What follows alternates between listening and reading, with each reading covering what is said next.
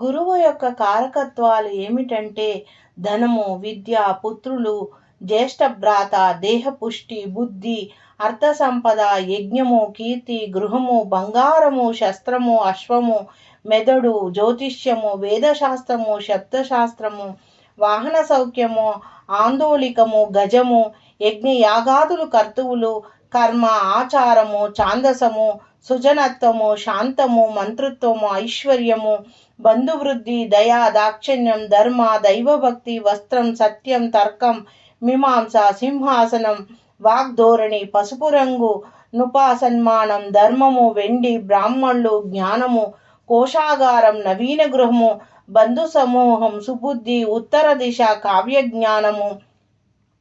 నిక్షేపము, వైడ్యూర్యము, ఉరువులు, అగ్నిమాంద్యము, దంతములు, వేదాంత జ్ఞానము, బ్రాహ్మణ భక్తి, శ్రద్ధ, పాండిత్యము, బ్రాహ్మణ వృత్తి, ఉపాధ్యాయ వృత్తి,